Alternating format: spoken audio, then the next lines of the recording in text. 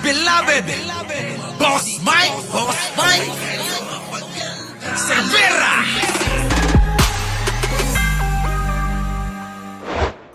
Ang pagtaas ng presyo ng mga bilihin at serbisyo sa bansa nitong Mayo ay Kita nyo mga kababayan, bumaba lahat ha, serbisyo, pati mga bilihin. Sa mga taga-ibang bansa, huwag kayong magpapauto sa isang panot at isang panot pa.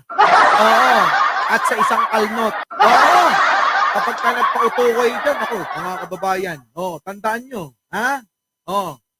Isa pa mga kababayan, sa isang mahaba-baba, huwag kayong magpapauto dyan.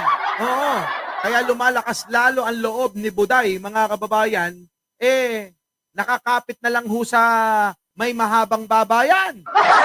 Kung inyo mapapansin mga kababayan, nakamarka na nga yung kamay ni Buday sa baba niyan.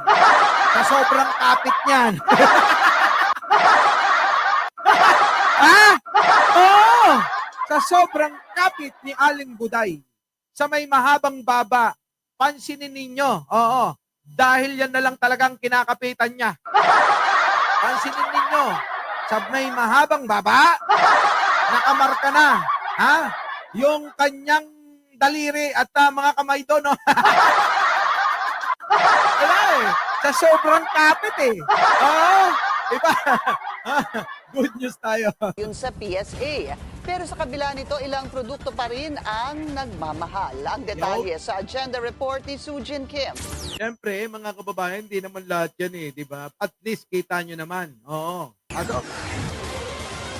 Pinakamabagal na pagtaas ng presyo ng mga produkto at serbisyo sa loob ng mahigit 5 taon ang naitala nitong Mayo. Bumagsak sa 1.3% ang headline inflation, ang pinakamababang antas mula November 2019. Grabe ha, ang pinakamababang antas mga kababayan ng pagtaas ng mga presyo ng mga bilihin ay ngayon, ngayong panahon ni Pangulong Bongbong nung nakaraang buwan, Mayo.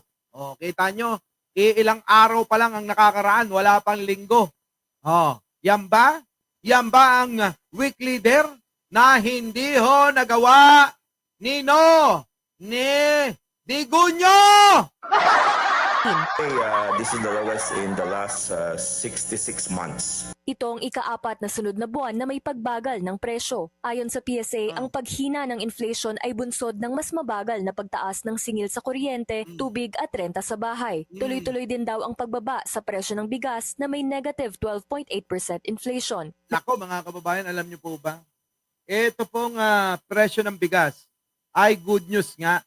Dahil po itong presyo ng bigas ay magtutuloy-tuloy. Itong programa ng gobyerno na 20 pesos na bigas ay magtutuloy-tuloy hanggang matapos ang termino ng ating Pangulo. Wala pong iba, uulitin ko, ang pinakamamahal ng mga Pilipino na naging presidente matapos ang kanyang ama na si Ferdinand Marcos Sr.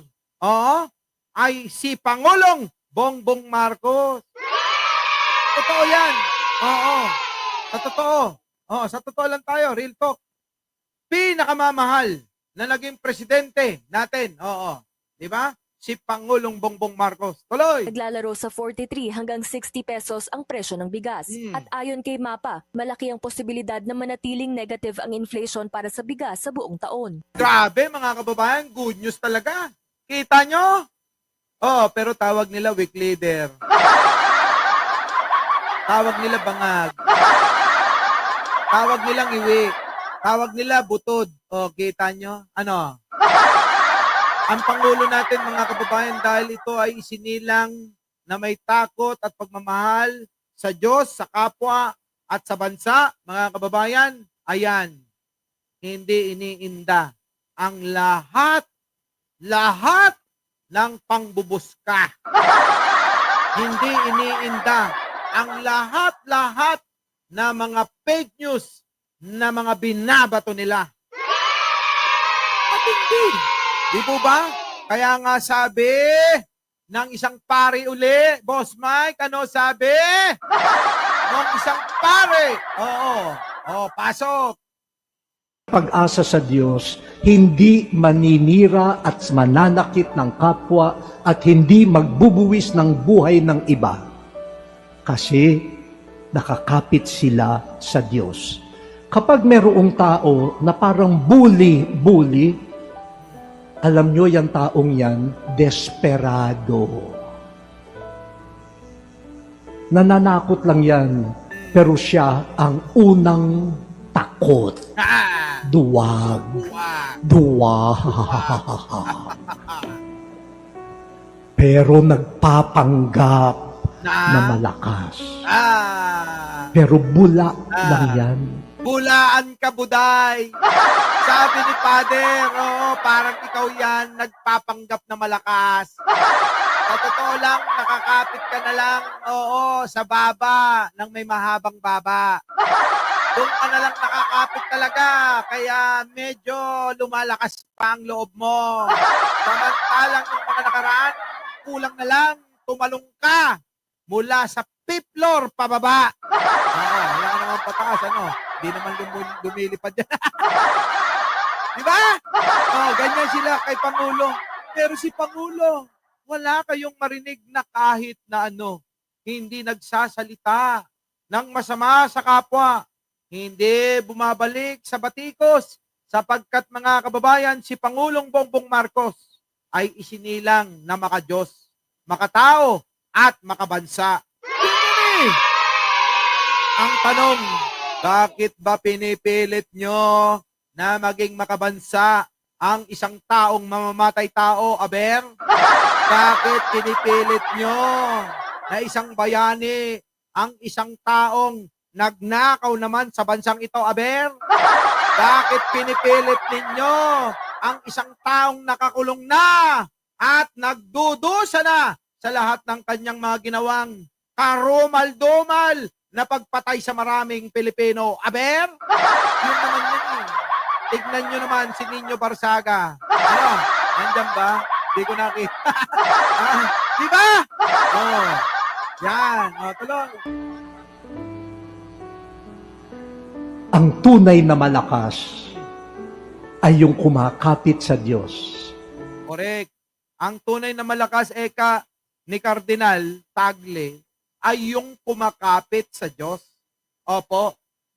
Ang tanong ko po sa inyo, sino po sa naging pangulong dalawa ang kumakapit sa Diyos? Kayo po makakasagot niyan. Ultimo, mga DDS kayang sagutin yan. Kung kayo ay talagang mga Kristiyano, kung kayo ay mga Katoliko, kayo ay paniniwalaan ito. Sino? Si Cardinal Tagle.